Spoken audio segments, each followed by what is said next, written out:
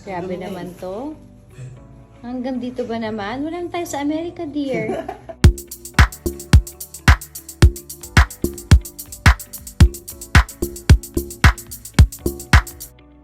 Never a dull moment sa mag-asawang Hear Evangelista at Chiz Escudero. 16 years man ang agwat ng kanilang edad, ay very comfortable magbiroan ang dalawa. Okay, so it's not because I chose specifically that he was older. First and foremost, crush ko na talaga si Chiz ever since 2007 pa. May iba pa akong boyfriend doon and I saw him at a La Union beauty pageant I was hosting and he was... Grabe yung... When he walked, I was... His presence. Then he spoke. So I got to know him. Si Chiz.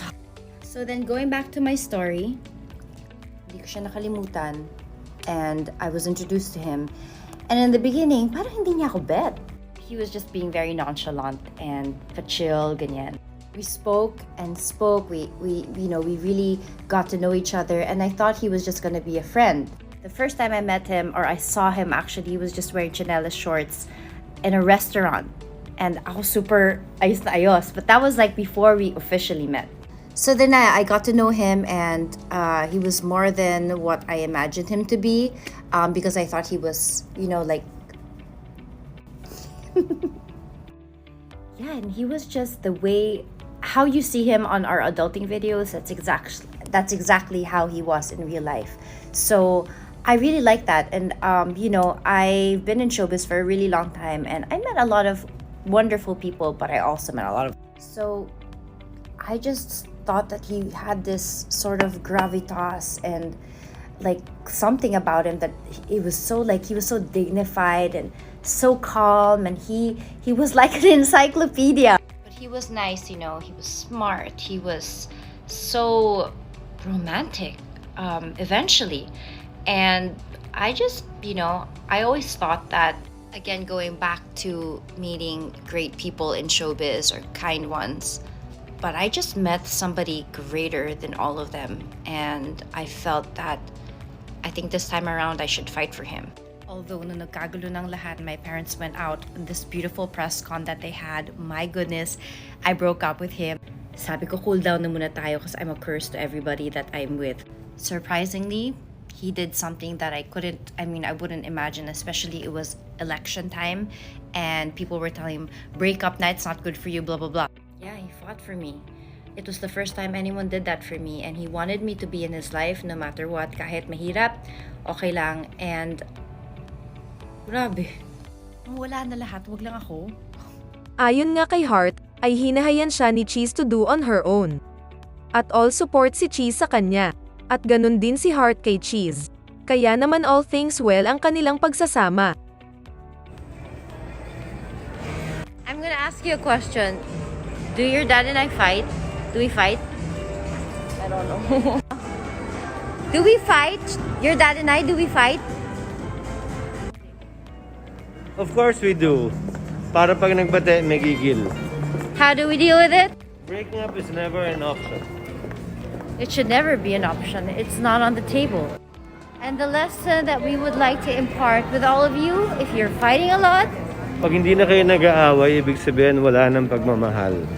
hindi ba dapat pag nag-aaway kayo, dapat wala na pagmamahal? Hindi, baligtad yun.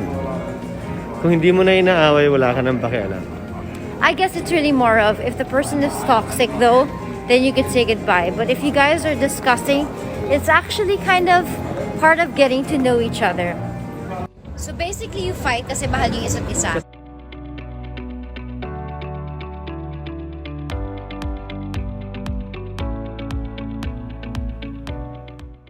Heart sometimes makes fun with Chiz on some of her videos. Minsan ay nagugulat na lang siya sa ginagawa ni Heart. At hinahayaan na lang ito, kaya naman namimiss ni Chiz ang kakulitan ni Heart. Lalo na pag wala ito o may taping. Chiz posted a photo of how he will miss Heart. Ito ay nakahaplos ang kanyang kamay sa magandang muka at nakangiting mga labi ni Heart. Sinagot naman ni Heart ang nasabing post, kung saan mamimiss siya ng sobra ni Chiz.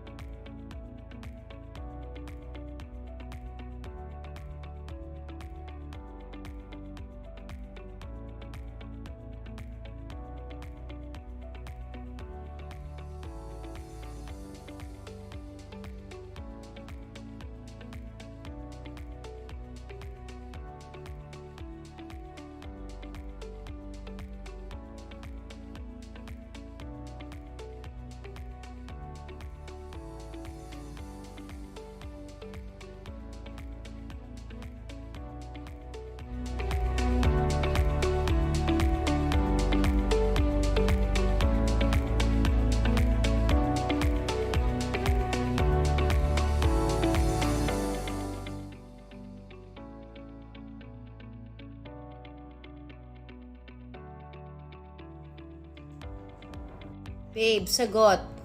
Ano? When is that? Ito nga yung tanong. Basahin mo na kasi.